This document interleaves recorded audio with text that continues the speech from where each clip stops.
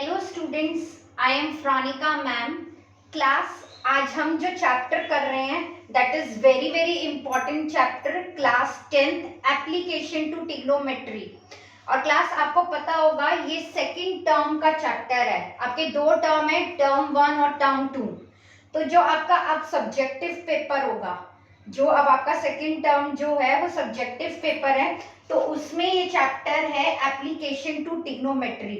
तो हम ये चैप्टर कर रहे हैं और इसकी पहली एक्सरसाइज करेंगे हम, एक्सरसाइज 9.1। लेकिन उसके लिए आपको तीन चीजों के बारे में जरूर पता होना चाहिए। पहला आपको पता होना चाहिए what is angle of elevation. Angle of elevation क्या होता है, लाइन ऑफ साइट क्या होता है, और एक एंगल ऑफ डिप्रेशन क्या होता है। इसकी नॉलेज आपको बहुत अच्छे से होनी चाहिए कि angle of elevation, line of site और एंगल ऑफ डिप्रेशन क्या होता है। तो मान लीजिए मैं आपको एक एग्जांपल देके बता रही हूँ क्लास, फिर हम इस एक्सरसाइज को करेंगे और क्लास इसे बड़े ध्यान से समझिएगा क्योंकि ये चैप्टर बहुत ज्यादा इंपॉर्टेंट है। और क्लास में आपको एक बात और बताना चाह रही हूँ, इसके बाद से सेकंड टर्म की हर एक्सरसाइज का वीडियो मैं लाऊंगी, तो आप मेरी वीडियोस देखिएगा और अगर आपको अच्छा लगे तो प्लीज मेरे चैनल को सब्सक्राइब भी जरूर करिएगा। तो हम एनसीईआरटी सीरीज चलाएंगे जिसमें हम एनसीईआरटी के सेकंड टर्म के चैप्टर्स को कवर करेंगे। तो सबसे पहले आपको इसमें पता होना चाहिए एंगल ऑफ एलिवेशन। तो मान लीजिए ये कोई मैन है या कोई एक बच्चा है, मान लीजिए आप, देखिए स्माइल बनाते, तो ये यहाँ पर एक टावर है। तो अगर कोई नीचे खड़े होके, अगर मान लीजिए मैं नीचे खड़ी हूं और मैं ऊपर की साइड को देख रही हूँ, सामने मैं सामने देख रही हूँ अपनी आंखों से, तो दैट इज ये जो लाइन है, मैं एकदम अपनी आंखों से एकदम टॉप पे देख रही हूँ, दैट इज यहाँ ये बच्चा जो है ये अपनी आंखों से यहाँ ऊपर टावर को देख रहा है। तो ये जो लाइन है, इस लाइन को हम बोलते हैं लाइन ऑफ साइट। और यहां से लेकर यहां तक का जो इसका ये जो हॉरिजॉन्टल लाइन इसे होती है, this is horizontal line.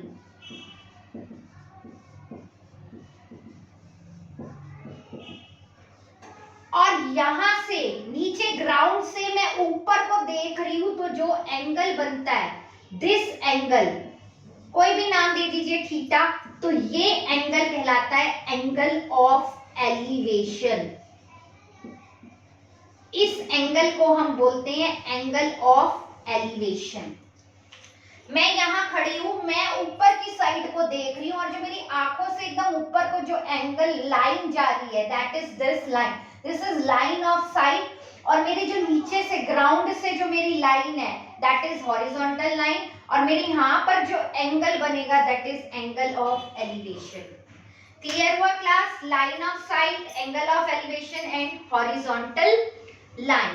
Clear हुआ?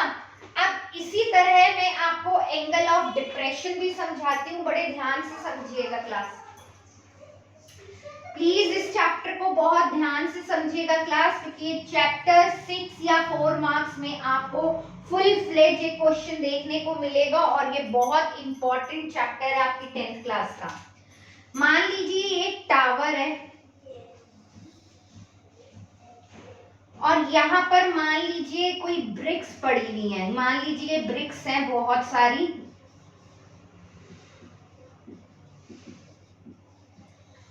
और ये टावर है आपका। इस टावर के ऊपर एक बच्चा बैठा हुआ है या एक मैन बैठा हुआ है, वो यहां से ऊपर से टावर से नीचे की साइड देख रहा है, अपनी आंखों से ऊपर बैठ के एकदम नीचे ब्रिक्स को देख रहा है। तो this is line of site. ऊपर से नीचे की तरफ को देख रहा है। और फिर यहाँ पे दिस इज हॉरिजॉन्टल लाइन।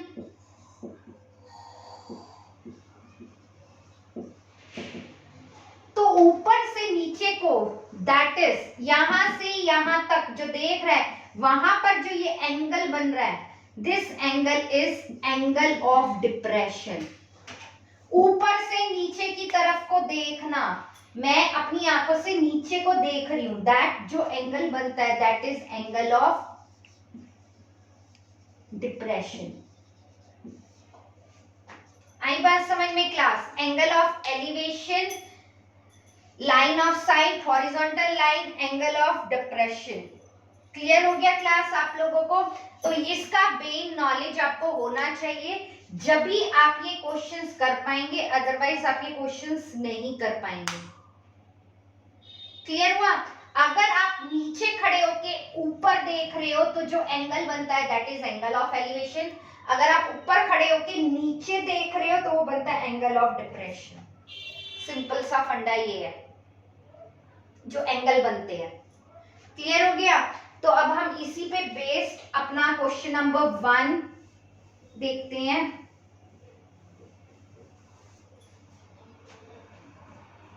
देखिए क्या लिखा है, एक सर्कस का आर्टिस्ट है, a circus artist is climbing a 20 metre long rock. तो पहले बात ना हम इसमें डायग्राम बनाते हैं।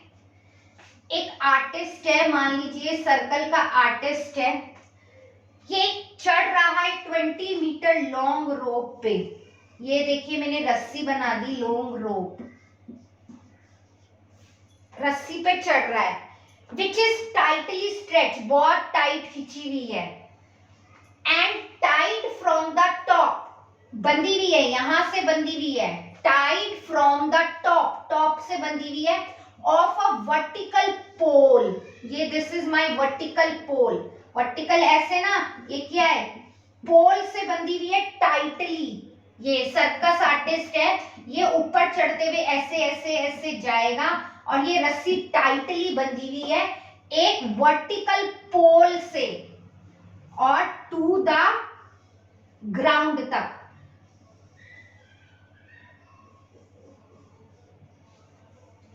दोबारा समझा देती हूँ मैं आपको। अ सर्कस आर्टिस्ट, एक सर्कस का आर्टिस्ट है, वो 20 मीटर लॉन्ग रोप पर चढ़ रहा है, रस्सी पर ऐसे, और ये रस्सी खिंची हुई है, ये एकदम टाइटली बंधी हुई है, and tight from the top, top पे, टॉप तक बंधी हुई है ये रस्सी, इस पे ये चढ़ रहा है, और ये क्या है, किससे टॉप का, किसका है, वर्टिकल पोल।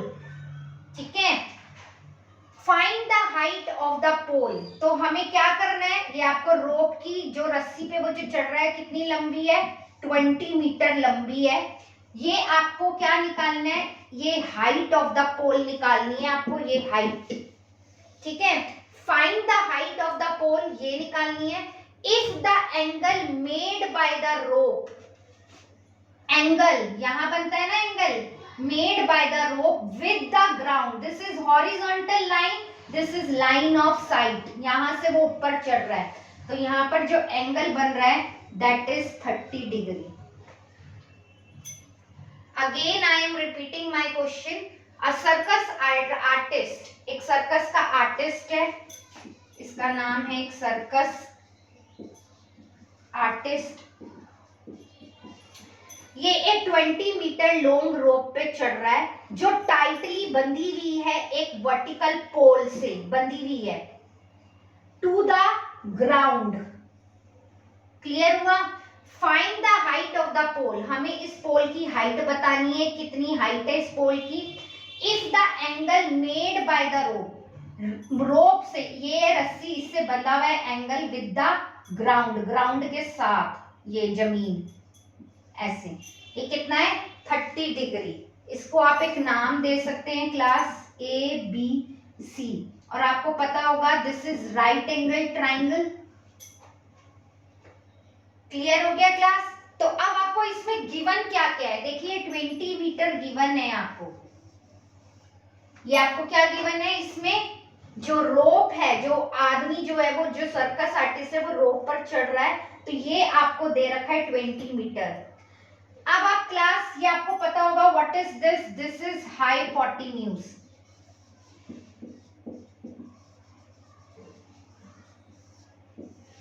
ये क्या है आपकी हाइपोटेन्यूज है क्लास।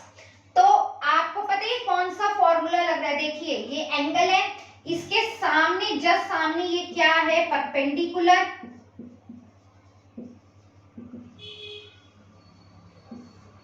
और ये क्या है, बेस। लेकिन हम इसमें जो फॉर्मूला लगाएंगे वो बड़ा सोच समझ के लगाएंगे, जो आपको गिवन है। आप लोगों को पता है कि आपको हाइपोटेन्यूज दे रखी है और परपेंडिकुलर निकालना है, मतलब या आप इसे बोल सकते हो हाइट ऑफ द पोल आपको निकालनी है। तो आपको एक फॉर्मूला याद होगा, पंडित बद्री प्रसाद हर हर बोले सोना चांदी तोले। तो आप इसमें एक फॉर्मूला मैच करके देखिए अपना, हाइपोटेन्यूज अपॉन में परपेंडिकुलर। हाइपोटेन्यूज अपॉन में परपेंडिकुलर का क्या फॉर्मूला होता है, कॉसेक, या फिर आप ये भी लगा सकते हो परपेंडिकुलर अपॉन में हाइपोटेन्यूज। तो आपको पता होगा साइन का क्या फॉर्मूला होता है, परपेंडिकुलर अपॉन में हाइपोटेन्यूज। तो ये एंगल जो है, तो ये क्या है, साइन 30 डिग्री। और साइन 30 डिग्री की वैल्यू आपको पता होगा, अगर आपको टेबल याद है तो दैट इज 1/2। और परपेंडिकुलर, परपेंडिकुलर मतलब हाइट ऑफ द पोल आपको निकालनी है, दैट इज पी। इसे आप पी को ये भी बोल सकते हैं A B, that is the height of the पोल।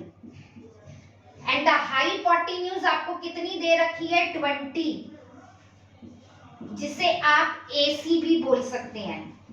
मैं आपको बता रही हूं लिख के जो मैंने लिखा है। तो साइन 30 डिग्री की वैल्यू हो गई 1/2। परपेंडिकुलर मैं इसे AB लिखना चाहते हो, आप AB लिख लीजिए। AC दैट इज AC आपको कितनी दे रखी है, 20। तो अब आप क्या करेंगे, क्रॉस मल्टीप्लाई 2AB।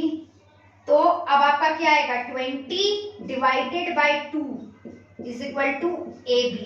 तो आप इसे कैंसिल करेंगे तो 10 क्या निकालना है, मीटर में है, तो 10 मीटर AB। तो AB ही क्या है, हाइट ऑफ द पोल। तो हाइट ऑफ द पोल आपकी कितनी आ गई, 10 मीटर। आई थिंक क्लास आपको समझ में आया होगा। This is your question number 1। Okay,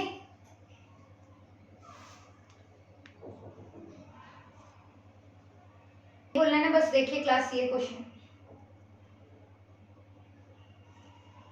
देखिए क्लास। अब ये क्वेश्चन नंबर 2 है आपका, एक्सरसाइज 9.2 का।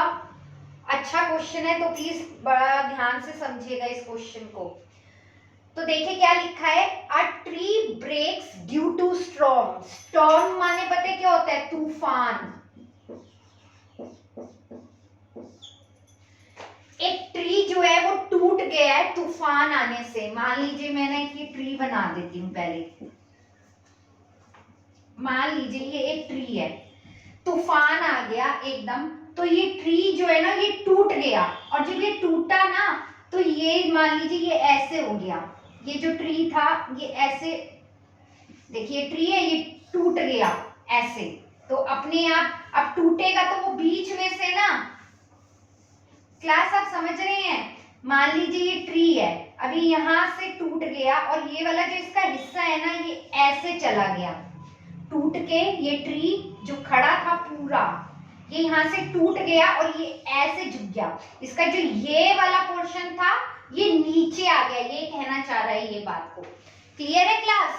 तो यही बात इसमें कही गई है, a tree breaks due to storm. तूफान आने से वो ट्री जो है टूट गया, and the broken part bend. जो ब्रोकन पार्ट है मैंने आपको बताया ये ट्री है, ये यहां से टूट गया और ये ऐसे टूट के ऐसे हो गया, ये बेंड हो गया, ऊपर वाला हिस्सा बेंड हो गया, so that the top of the tree, ये जो टॉप ऑफ द ट्री था टचेस द ग्राउंड। अब ये ऊपर खड़ा नहीं है, ये क्या हो गया है, ये टूट गया है और ये ऐसे हो गया और ये ग्राउंड को टच कर रहा है। आई बात समझ में? ये ट्री ऐसे ही खड़ा था ऊपर, लेकिन टूटने के कारण ये ऐसे बेंड हो गया और ये ग्राउंड को टच कर रहा है, making an angle 30 degree with it. तो ये एंगल क्या बना रहा है, 30 degree, like this. The distance between the foot of the tree, foot of the tree, ये this is the foot of the tree, to the point where the top touches the ground. Where the top, ये जो top था tree का ये touches the ground, तो ये foot of the tree and the tree का जो top था जो ग्राउंड को टच कर रहा है उसका जो ये डिस्टेंस है that is you have to given 8 metre, ये आपको गिवन है। और आपको find the height of the tree, याद रखिएगा ये ट्री ऐसे खड़ा था जो टूटा है और वो टूट के ऐसे ऊपर वाला एरिया बेंड हुआ है, तो आपको पूरे हाइट ऑफ द ट्री निकालनी है पूरी। तो मतलब जो यहां से टूटा तो ये हो गया इसका परपेंडिकुलर और ये ऐसे मुड़ के ऐसे हो गया दैट इज हाइपोटेन्यूज। तो टोटल ट्री मिलकर किसका बना, hypotenuse plus perpendicular. Are you getting my point कि जो ट्री था वो परपेंडिकुलर तो है ही, ऊपर का पोर्शन ही तो बेंड हुआ और वो क्या बन गया, हाइपोटेन्यूज बन गया। तो इसकी अगर आप एग्जैक्ट फिगर बनाएंगे तो this figure is like this, ये टूटा हुआ पोर्शन है class, this is the foot of the tree and this is the bend portion जो ग्राउंड को टच कर रहा है और ये 8 मीटर है। यहां पर आपका एंगल ऑफ एलिवेशन बना 30 degree. This is your hypotenuse and this is your perpendicular, या आप इसे हाइट भी बोल सकते हैं, नहीं परपेंडिकुलर ही बोलेंगे, हाइट ऑफ द ट्री तो बेंड भी हुआ है। और दिस इज बेस। तो आपका जो एंड में जो निकलेगा हाइट ऑफ द ट्री, जो पूरा ट्री था, मैं आपको शॉर्ट में बता रही हूं, जो आपका हाइट ऑफ द ट्री जो निकलेगा उसमें आपको जो पूरा ट्री था बाद में वो ऐसे मुड़ गया और वो हाइपोटेन्यूज बन गया, तो इसमें हाइट ऑफ द ट्री जब आप निकालेंगे तो आपको हाइपोटेन्यूज प्लस परपेंडिकुलर को ऐड करके आपका पूरा हाइपोटेन्यूज नहीं, पूरा हाइट ऑफ द ट्री निकलेगा। हाइट ऑफ द ट्री में पूरा आपको ये बेंड पोर्शन भी इसमें इंक्लूड है ट्री की हाइट में और ये परपेंडिकुलर पोर्शन भी इंक्लूड है, तो दोनों को जोड़ के आपकी हाइट ऑफ द ट्री निकलेगी। क्लास बड़े ध्यान से समझिएगा इस क्वेश्चन को, क्लियर हुआ। अब आपको पता है क्लास सबसे पहले ना, मैं देखिए आपको ये फॉर्मूला पता है, पंडित बद्री प्रसाद हर हर बोले सोना चांदी तोले, तो क्लास में इसका यूज कर रही हूं परपेंडिकुलर अपॉन में बेस, जिससे मेरा परपेंडिकुलर निकल जाएगा। पूछोगे कि मैडम आप यही क्यों ले रहे हो, आप पहले हाइपोटेन्यूज अपॉन में बेस भी ले सकते हो, लेकिन मैं ये ले रही हूं परपेंडिकुलर अपॉन में बेस। तो परपेंडिकुलर अपॉन में बेस किसका फॉर्मूला होता है, 10 का।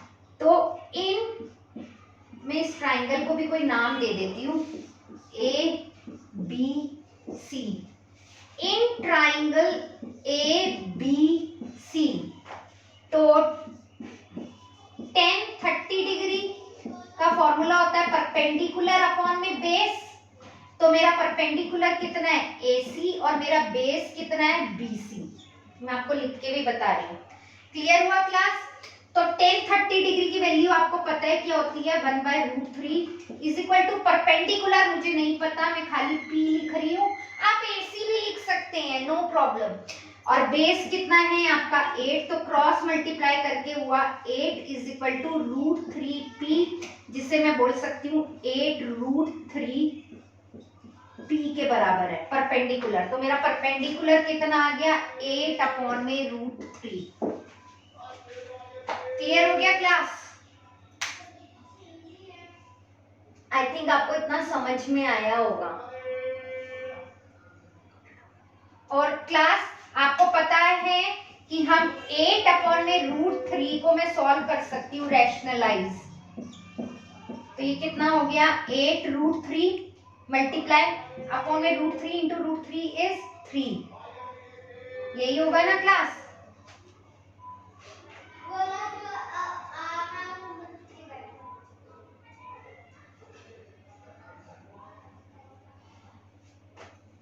नहीं तो क्लास आप इतना ही छोड़ दीजिए इसे, 8√3 अपॉन में P। क्लियर। क्लियर हुआ क्लास?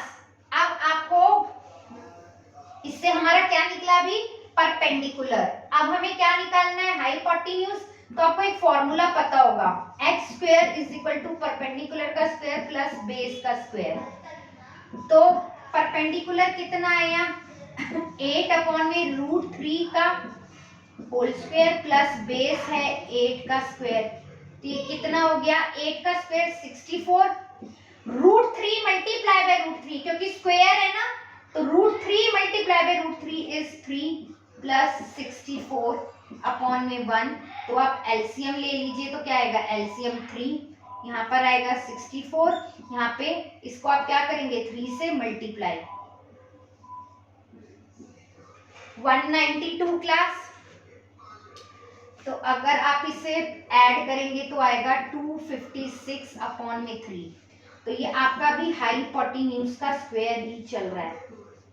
तो अगर मेरे को हाइपोटेन्यूज निकालना होगा तो √256/√3, तो √256 16 का स्क्वायर है, तो 16/√3। तो आपका हाइपोटेन्यूज कितना आया? 16/√3। इतना समझ में आया? अभी जस्ट क्लास मैंने परपेंडिकुलर और हाइपोटेन्यूज निकाला है। मतलब परपेंडिकुलर माने अभी मैंने सिर्फ निकाला है AC, और हाइपोटेन्यूज माने मैंने AB। तो आपको अभी हाइट ऑफ द ट्री निकालना है। आई थिंक ये समझ में आया होगा आपको क्लास।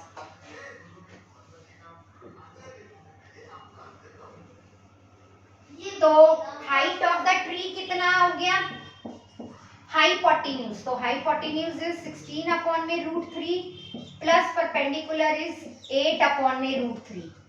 तो आपको पता है बेस सेम है, तो एक ही बारी हम √3 को लिख लें। 16 और 8, 8 और 6 24। अब आप इसे रैशनलाइज कर लीजिए। 24/√3 को √3/√3, तो मैं इसे लिख सकती हूँ 24√3/√3 इंटू √3 इज 3, 3 8 द 24। तो height of the tree is 8√3। This is your answer class. This is your question number 2। Clear है क्लास? ये आपका क्वेश्चन नंबर 2 है।